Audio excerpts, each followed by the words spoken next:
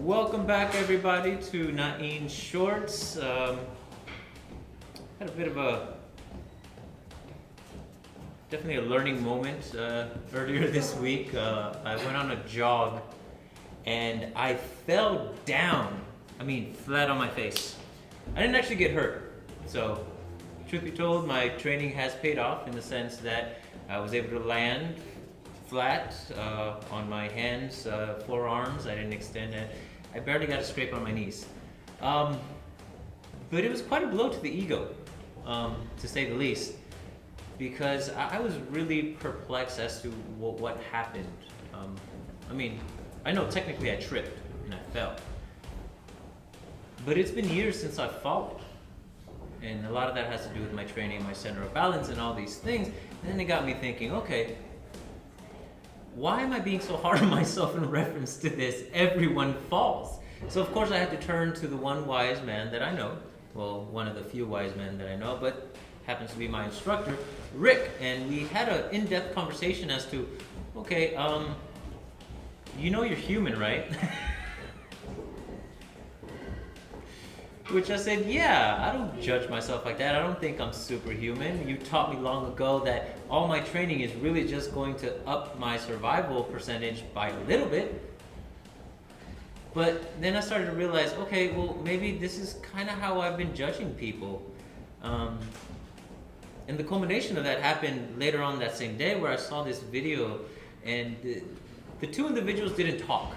They were just doing some knife attacks and the other person was responding to them. They had face masks on, they had heavy jackets, they have light armor underneath for protection, gloves, the whole works. They were protected. And they were doing some, impact stuff with knives. And it said on the writing that the guy had been doing it for 30 years. And then again, this judgment popped in again in my head saying, well, you've been doing it for 30 years. Shouldn't you have done better? As there were some instances where he couldn't stop the attack and he was seriously injured, versus the other times where he was injured but he was able to stop the attacks. So here I am judging this martial artist whom I've never met, whose name I still don't know, based on just criteria that, hey, you've been doing this long, you should be doing better. And then I started to think, how many of us do that? And not just in the martial arts. Obviously, in the martial arts, there is a greater sense of, I think, ego. We meet people with titles and things like that, and everyone in the martial arts world that we've met has been very respectful. But I have to wonder, if this goes on in my head, what goes on in the head of the people that are ranked, that have black belts, that have decades worth of stuff? I've met many of the humble ones that survived war, ones that are grandmasters in their own regard, and still like going to conventions because they might learn something.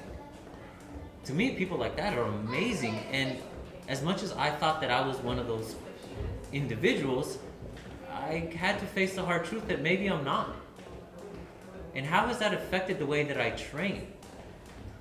I've heard stories from other martial artists say, oh, I stood up to this guy and was saying this, because they were bad-mouthing my teacher, and then they find out afterwards that the guy they were mouthing off to is their teacher's teacher.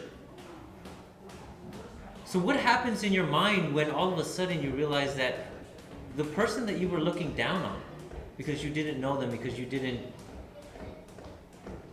think of them with the respect in which you speak to people, and then you find out that they're ranking in your system or they're grandmasters in their own regard, and your opinion of them changes.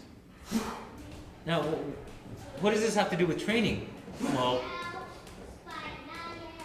what it dawned on me was that all these little things, all these little thoughts, all these processes that we go through in our heads, our prejudices, or whatever the case may be, are there. Just because we don't think they are doesn't mean they're not present, and it doesn't mean it doesn't affect the way we view, say, an upcoming student or somebody that we're training with for that particular seminar. Do we judge them so harshly that we don't pay as much attention to them and learn as much as we can from, say, a white belt than we do with somebody that's a ranked grandmaster? Why? In the Bladed Mind, we like to say that we're constantly learning off each other. We're constantly learning from student to instructor. The instructor gets better because the student is hungry to learn and pushes the boundaries of what is being taught to them, respectfully, of course. Because no matter how good an instructor is, it's upon the student to take that information and do something with it. And same thing as an instructor. What do you see in your student? Do you just look down upon them because they're new? Do you give more attention to this person that's catching on really quickly than you do to the person who isn't, who may need a bit more nurturing, who may need a little bit more time to catch up? How much of that idea affects the way we grow our students, our school, and ourselves as instructors or individuals beyond the martial arts? Can you be honest enough to tell yourself, you know what? Maybe I am a little arrogant when it comes to my art because I know my art is tested. I know what I do because I've been doing it for so long. And somebody outside of that, you may view as, they're okay, or you say something polite like, I wouldn't do it that way. But in your head, you're thinking, that's crap.